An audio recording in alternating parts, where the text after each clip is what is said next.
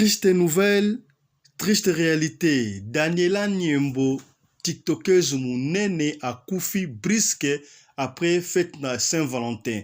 Daniela akufi nini pesi pasi ba oba yebi Daniela Niembo ba mona kaye na TikTok ninga salaka ba delure alingaka mingi ko takine un certain ya Fifi. Est-ce que ya Fifi wana nde azalaka mbanda na ye to apona na ye ko zala deuxième bureau lokola kama pa yembelaka mingi ba deuxième femme ye pe na peut-être na TikTok na ye apona na ye ko lobla kaka ba deuxième bureau ya Fifi wana est-ce que ya Fifi existe to ya Fifi n'existe pas to moni bande comme so bali ko lobake akufi likolo ya bombanda est-ce que akufi likolo ya bombanda est-ce que Daniela Niembo abalaki to abalaki te to mona kaye alakisaka mingi mwana moko na TikTok batebele babi akufi atiki mwana est-ce que Daniela azali na mwana to azali na mwana te Daniela za mobali nenda kuma ça fait 3 ans bazala anda kumoko les enfants là que l'enfant là que vous voyez na ba TikTok à Daniela c'est ma fille c'est pas la foi de Daniela. Daniela Niembo akufi kaka boye pesi pasi eloko nini bomiye est-ce que mbandana ya bomiye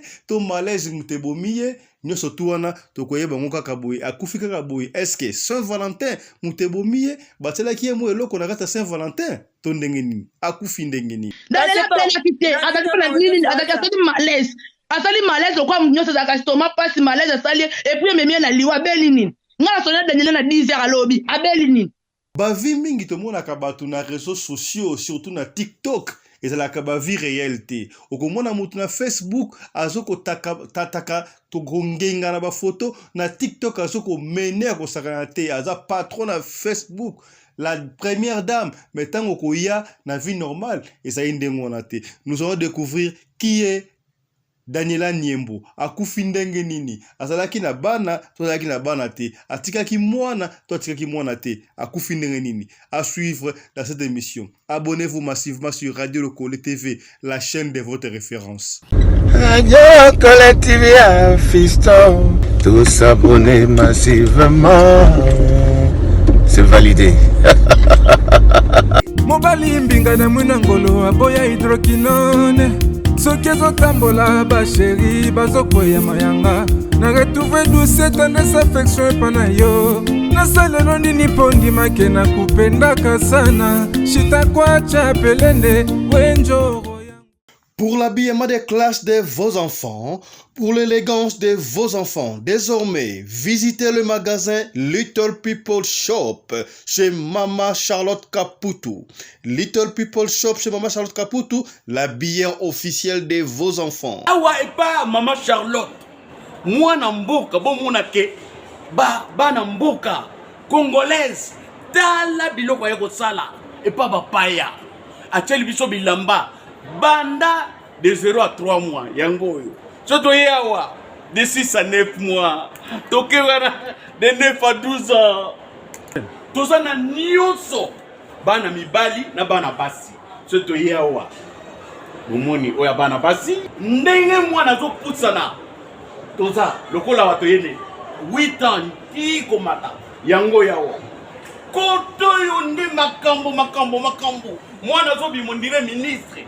Ya bataille nyoso yango ba Samuel ba Chuchu yango yo andika la tsabana oyine to butaka elengi tala ba fest bana mwana bimi na fete batu ba komobanga soko lingo somba biloko yo omonike olingo sepelisa mwana na yo ko déplacer na yo te okotika na internet okomona adresse na biso yango wana.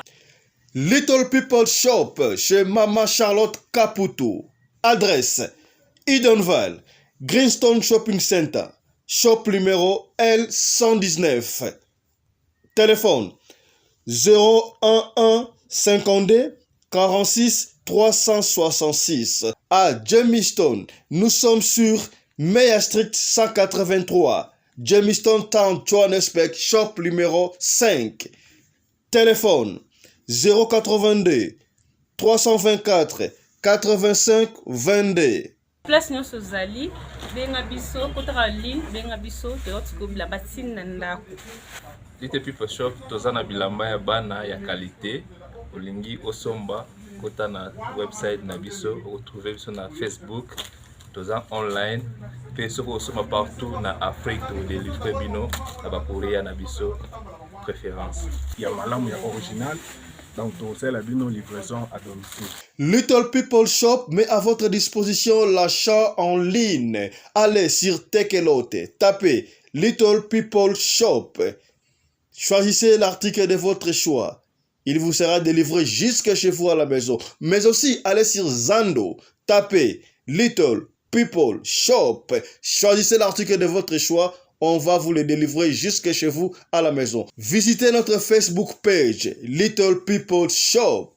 Little People Shop, ya biso moko. Little People Shop, ya bana mboka. Mbote na bino bandeko balandi ya radio lokole télévision bisika nyonso tu bozwami. Merci na confiance pe fidélité bopesaka na programme oyo radio lokole masolo epai wapi toyaka kokuta na kosolo na bino makambo ezoleka na communauté na biso batu ya Mangala en particulier, mais généralement ya na communauté africaine mobimba bandeko toyaka kosolola la ba chaque fois soki to light la muki likambo ezanga kate kake beti na matoi star moko ya TikTok po plateforme na plateforme na ba star nango tozana ba star ya YouTube, tozana ba star ya Facebook, tozana ba star ya TikTok baza ebele. Moko ya ba star ya TikTok Daniela Niembo to monaka ye asalaka ba delure na ye aza abotama un certain 25 décembre 1990 je crois à Koufi le 17 février. Le 17 février, c'est ce que nous allons vérifier. Qu'est-ce que Akoufi nini? Et là, quand Daniela Akoufi, tout le monde a Daniela ye na ba delure na TikTok en tout cas takinaka mingi makambu batu to azalaka côté mingi ya ba deuxième femme na mona ka ile lobeni na ye. D'ailleurs ça gibino le bandela awa batu mingi makambo salaka na ba réseaux sociaux surtout na ba TikTok oyo et ça vie réelle na bango te. TikTok tango bandaka pour na moi histoire to yebi ke zalaki ko sala ba comédie ko pesa ba conseil mais tout di kuka boye TikTok malamako e ko joindre YouTube pour YouTube ça na ba rando moko ezanga buzoba ba rando ya YouTube et copier koti sika na TikTok pour comment la mutuka rando pour rien, je ne sais pas. Mais auto yebi d'après investigation to sali Daniela Niembo azalaki na rando na mutu moko te. C'était une fille très bien à Balaki au bal na ya docteur. Ça fait 3 ans parce que na mbal na ye mais Daniela Niembo atikala nukobota te. Atikala nukobota te asalika ba fi oyo ngamba ba delure na TikTok. Aute ko décrocher diplôme na ye kanamik te.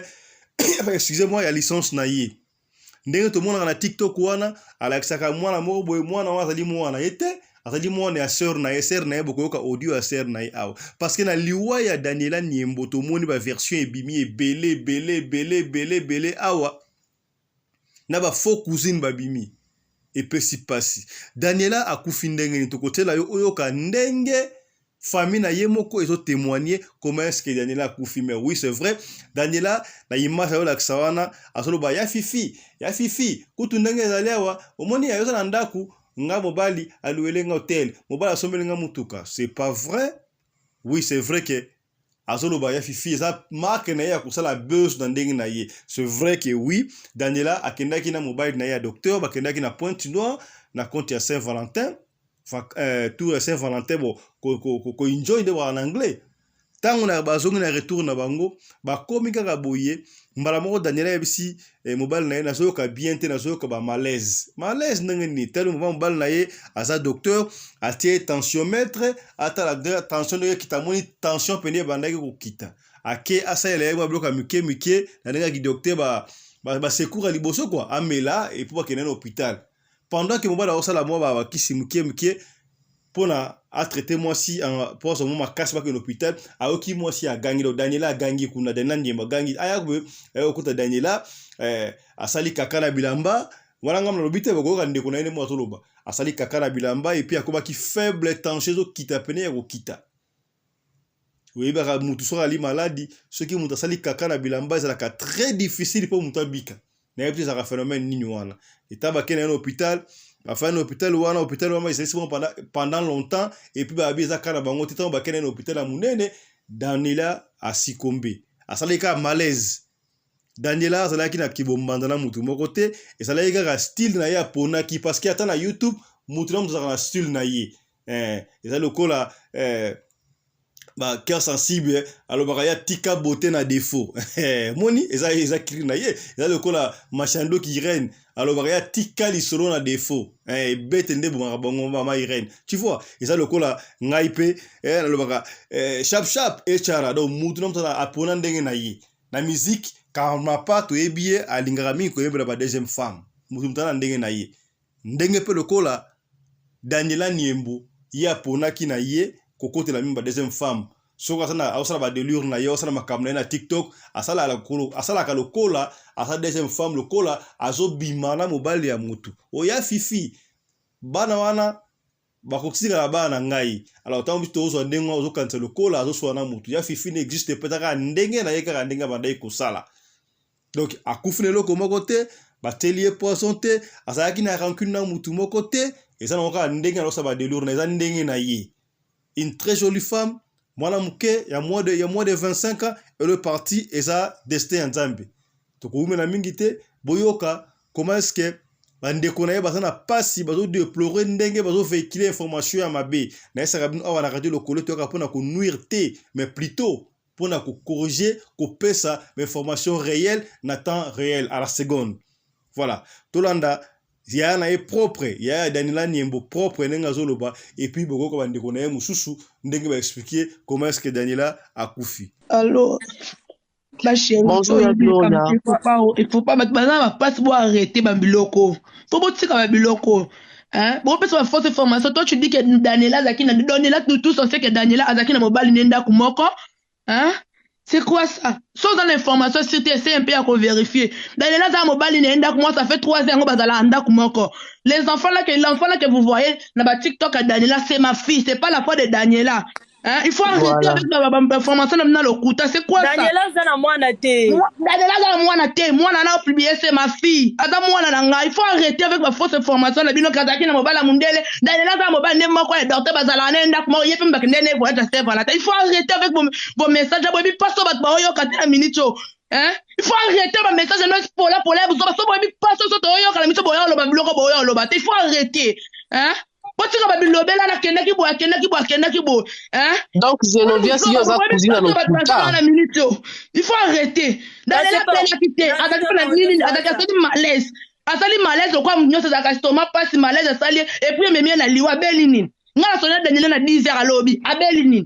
Hein? A botina noté. Moi, si na eba, nunda kumoko, mais non, ba botite. Azeni pe na zemi ki asali ka crise bautaki Pointe Noire bazongi les 16 bazongi les 16 après avoir kozonga bakomi ba 16h arrivé à 20h ayoki ba malaise na nzoto ayebisi mobali que je me sens pas bien mobali ba problème non je me sens pas bien nazo ka na sanza nzoka ba malaise. Et alors, on va aller aux tensiomètres, mais qui peut prélever tension, a remarqué que tension est à Okita. Et à mon tension à Okita, à l'occasion, ça les mots et le roman boya mungwa de façon qui est remontée tension. Et on va là, ça là, et le coco, à l'ocamoya au Pessalia, on va là au caca dans la chambre, place à Zalaki, à Gangi, Balamoko, à Pouy. On va la rapidité à comme ma place hier, à Pouyaki, à Kyokuta, et donc à 80% déjà mort. Donc, toutes les extrémités froides, à ça qui scène la bilamba, maman belé, plainte, c'est belé, donc, au pénis, à la qui a pas obligé. Mobile temps à jouer, à mimi dans ma banga, à jouer traitement presque toute la journée, presque depuis 22h, on a Kenda Kiti, à 14h. Arrivé à 15h, les médecins ont décidé que Kawanezaki a bisoté puisque malgré bataki un oxygène mais azo désaturé.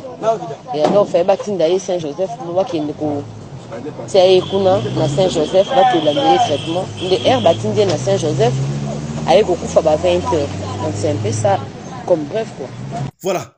boyoki version ndenge bandeko na yango moko baexplike version oyo baexplike euti pa ya mobali na ye nde abeteli bandeko na ye yango bapesi biso version awa. Alors oyo baspéculation makambo mosusu bato baoloba azalaki kindumba bombanda ebomi ye oyo ya fifi aza mbanda na ye ya fifi nepa mbanda na ye ya fifi n'existe pas eza kaka ndenge na ye osala badelure na ye. Voilà, je crois eyoki tokoumela mingi te toyaki tosolaka makambo ya tiktokers munene la star Daniela Niembo atiki biso. Au nom de toute l'équipe de la radio Lokolé, nous présentons nos très sincères condoléances à la famille biologique de Daniela Niembo, mais aussi à la famille des tiktokers. Abonnez-vous massivement sur votre chaîne Radio Lokolé Télévision. Grand coucou au sponsor officiel de la chaîne Oyo Radio Lokolé TV, Maman Charlotte Kaputu, la dame de fer, Woumela Mama, Yonde Oza Mystique. Merci aussi à la coordinatrice de la chaîne Oyo Radio Lokolé Télévision, Maman Rina Umbi, la femme à la taille d'une tige spaghetti, ni courbure, ni virage. T'as la coordination qui toko yango chaîne Radio Lokolé et ce kende kara se kende. Bande ko to s'abonner massivement à la chaîne Oyo. To ba chaque fois surtout beti li solo, ce que c'est pédicioté, peut-être que sokola et ce que c'est persane comme ko songolo et si kamo ko pakala yango to senga na bo s'abonner massivement. Partager na plateforme nyon surtout. Mais aussi, vous s'abonner à la deuxième chaîne Nabiso. Tout ce qui a. On se retrouve prochainement avec un autre numéro de l'émission Radio Lokolé Basolo sur votre chaîne Radio Lokolé TV. D'ici là, portez-vous bien. Santé des fers à tous. Chap chap et chara. Dans le cadre de soutenir la vision du chef de l'État dans les domaines de l'éducation, Maman Charlotte Kaputu, la femme de fer, facilite à vos enfants de devenir étudiants en Afrique du Sud. Dans l'école de l'aviation, apprendre à piloter l'avion commercial ou militaire, apprendre à piloter l'avion de chasse, apprendre à piloter l'hélicoptère commercial ou de chasse, mais aussi apprendre à réparer les avions commerciaux ou militaires, des hélicoptères militaires ou de chasse en Afrique du Sud. Bandeko, yo mutolingi mwanona koma pilote commercial to militaire. Avantage yango yo obengi na numéro oyo ya Maman Charlotte ako guide bino ndenge nini mwana na yo ako sa la classe ya pilotage. Alors avantage nyonso hébergement minerval olingi mwana na yo ayeba ko bongisa ba moteur ya ba avion benga Maman Charlotte na Afrique du Sud.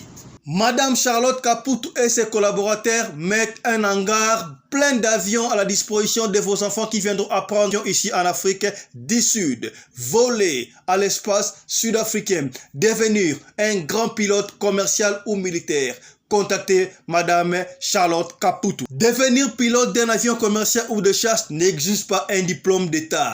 Un certificat d'études primaires suffit pour apprendre à piloter l'avion commercial ou militaire. Les appartements confort pour accueillir vos enfants lors de leur séjour ici en Afrique du Sud. Piscine, salle de bain, salle à manger, cuisine, lavabo, tout pour accueillir vos enfants. I stayed here from 1 year ago. Oh, people coming from Congo, you're very welcome to come here in South Africa. It's a Mama Charlotte space, very beautiful accommodation. They take very good care of us. Bino batu boyebi anglais te, alobi boye. Grâce à Maman Charlotte, lelo yo ba Tanzanien bazoye kola avion, bazami balé, mwasi na mobali.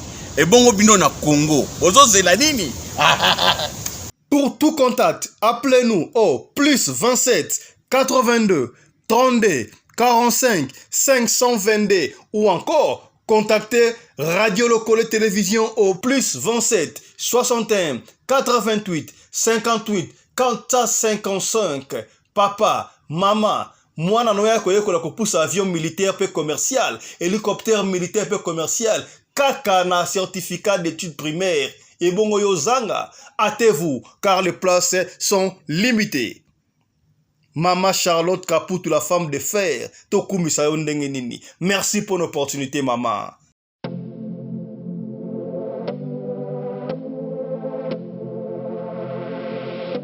Bonoma. Il y a une famille fashion. Tongo la muki, à vola lambda pour un peignoir. Dans les papas, la bonne sur ma ville et Ali, non, tu es une famille.